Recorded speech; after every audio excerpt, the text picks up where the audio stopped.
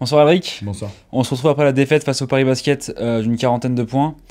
Quand on perd comme ça un match assez lourdement, est-ce qu'on arrive à sortir du positif de ce match? Bon, déjà, oui. Toujours, quoi qu'il arrive, quoi qu'il arrive, qu'on gagne de 40, qu'on perd de 40, il y a toujours forcément du positif à prendre, des choses à apprendre aussi. Ce soir, on a appris beaucoup de choses. Alors, on se sent là à l'instant T, on se sent mal, honteux, pas bien, parce que c'est en plus devant notre public qui a été extraordinaire, mais on en reparlera. Et pour autant, il y a aussi des bonnes choses, dans le sens où on n'a pas abandonné.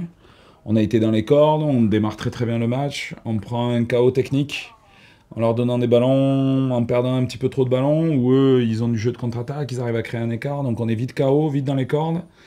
Et le temps qu'on arrive à revenir sur terre, mais pour autant, même à 30 points d'écart à la mi-temps, on n'a quand même pas abandonné, on a quand même essayé de se battre avec nos armes. Parfois c'était désordonné, parfois c'était... Mais au moins on a essayé, ça c'est quelque chose de positif.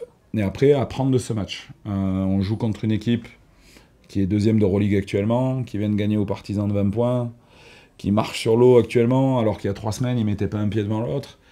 Donc c'est la réalité d'une saison, il y a des hauts et il y a des bas. Nous, on est plutôt dans un bas là, mais au contraire, c'est dans ces moments-là où on voit le caractère, et ça c'est bien. Donc là, les têtes, elles sont déjà tournées vers le prochain match, qui sera le match de BCL, mercredi contre Saba du coup. Non. Honnêtement, non. Laisse-nous le temps de digérer. C'est dur, hein.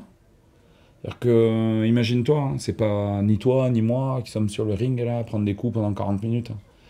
Donc il faut que nous, on arrive à digérer ça et tourner ça euh, du bon côté pour que ça puisse nous faire avancer pour le match de Saba.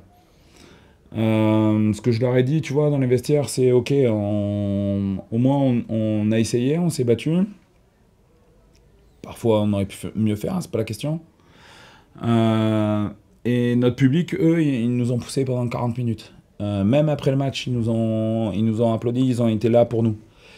Et rien que pour ça, on se doit, nous, de mieux faire et on leur doit aussi un peu quelque chose.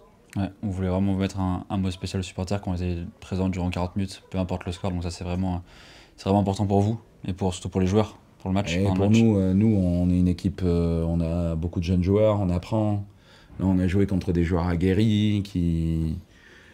Enfin, la vérité, c'est que là, il y a des bonhommes qui nous ont expliqué comment ça se passait le très haut niveau.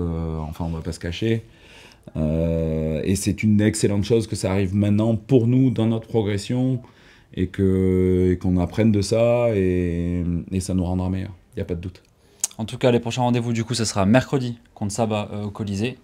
Et le prochain rendez-vous en Betclic, ça sera samedi soir contre l'Asvel à l'Astrobal. Ouais, comme on a un calendrier assez facile finalement, en jouant à Monaco, en jouant à Paris, en jouant à Lasvel. Bon, bah, pour moi, je trouve ça génial. Même si, quel que soit le résultat, mais pour moi, je trouve ça génial. Ça nous permet d'avancer, ça nous permet de voir ce que c'est le plus haut niveau en Europe. Et pour ça, c'est inestimable. Donc on vous donne tous rendez-vous mercredi soir contre Saba pour le retour de l'Europe au Colisée. Et pour ceux qui veulent faire le déplacement, à l'Asvel samedi soir. Bonne soirée, Edric. Bonne soirée.